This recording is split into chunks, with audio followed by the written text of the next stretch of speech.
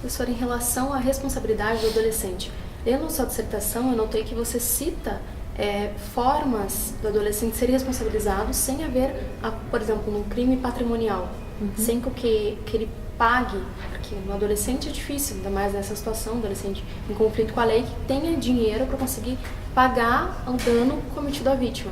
Que você cita até a relação de pintura de muro, enfim, serviços prestados como uma forma de que ele seja responsabilizado, mas de uma forma com que ele também aprenda com o ato e seja reintegrado na sociedade.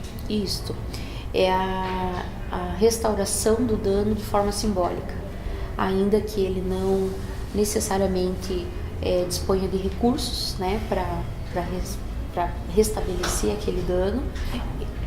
Ele pode, por meio do trabalho, por meio de uma atividade, restabelecer esse dano.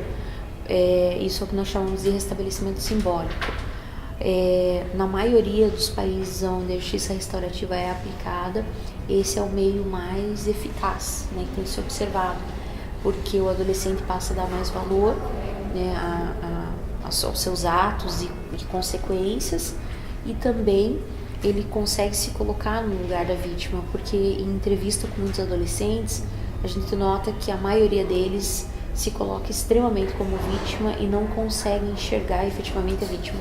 Ele imagina que a vítima teve mais sorte que ele, que conseguiu as coisas por algum meio que não foi possibilitado a ele também. Então ele não consegue visualizar a vítima como vítima. E por isso, na grande maioria das vezes, ele pratica o ato infracional.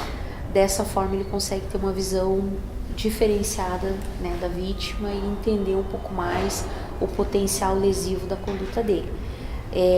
Não se trabalha muito com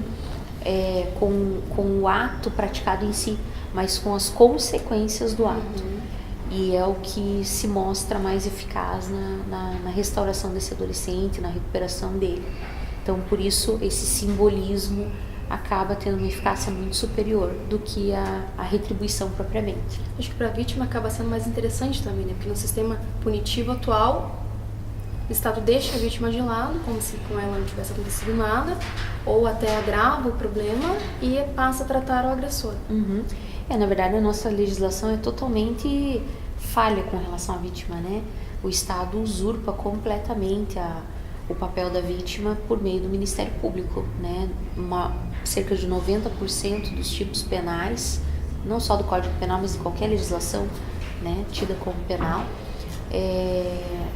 são ações penais públicas. Então, o Ministério Público, por meio, né, da legitimidade que a Constituição Federal lhe dá, ele acaba usurpando a função de vítima, né, e todos os direitos que, em tese, a vítima teria no processo. Então, a vítima é totalmente descartada, totalmente excluída, enquanto que o Ministério Público impõe quais serão as medidas aplicadas ao adolescente, no caso, o adolescente em conflito com a lei, e ao adulto, né, no caso, um processo comum. Na justiça restaurativa, isso é totalmente descartado. A vítima é o próprio autor, né, do processo, e o processo não no sentido formal do processo, mas de todo procedimento adotado, né, com relação à restauração. E a vítima pode e deve, né, dizer o que ela realmente quer com relação àquele círculo restaurativo, quais são as consequências que para ela acabam satisfazendo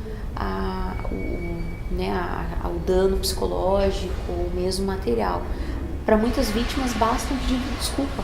Ela não quer que o adolescente fique preso ou que tenha alguma outra reprimenda. Mas que reconheça. Exatamente, que ela reconheça o que fez e que não volta a fazer. Simplesmente, né, aquela sensação de paz de espírito mesmo, né? Então, acaba tendo uma repercussão muito mais eficaz.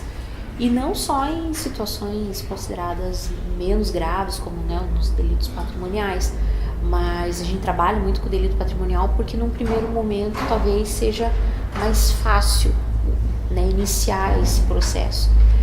Começar pelos delitos menos agressivos, né, que seriam mais fáceis de trabalhar. Mas mesmo no homicídio, né, a gente tem casos em que a mãe da vítima, né, o parente próximo da vítima se sentiu reconfortado após conversar com o homicida do seu parente, do seu ente querido. Não que isso impeça a aplicação da lei penal com relação a esse homicida, mas a sensação de paz, de aconchego, acaba gerando à vítima uma sensação muito mais de justiça do que simplesmente colocar o réu, né, o acusado, enfim, na cadeia. E isso pode também transformar o agressor, né, que visualizando aquela situação, visualizando até a conduta da mãe, do familiar da vítima, ele acaba se conscientizando e não delinquindo mais. Então, é um processo realmente de restauração, né, e não de punição.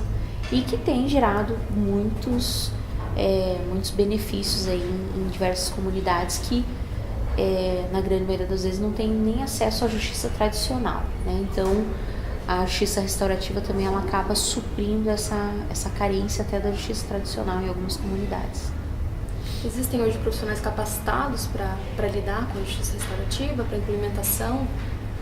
Sim, para que se possa organizar, né, os círculos restaurativos, é necessário cursar um ensino, enfim, né, que pode ser por meio de cursos promovidos pelas universidades ou pelos tribunais de justiça. Aqui no Paraná, o Tribunal de Justiça fornece, a universidade também, a PUC fornece.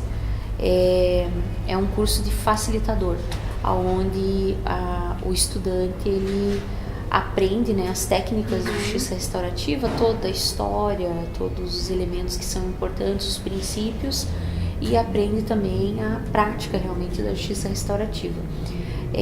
Não é uma atividade meramente técnica, né? A pessoa que se dispõe a ser facilitadora, ela tem que ter vocação mesmo, porque a gente nunca sabe o que vai encontrar dentro de um círculo restaurativo. Às vezes tudo corre às mil maravilhas e às vezes, né, acaba saindo até do controle.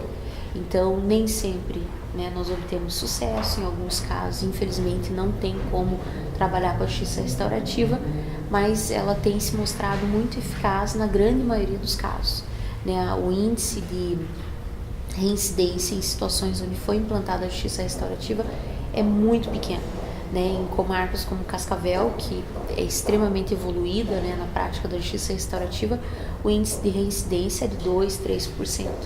Então, de fato, é muito mais eficaz do que o modelo atual retributivo que nós temos.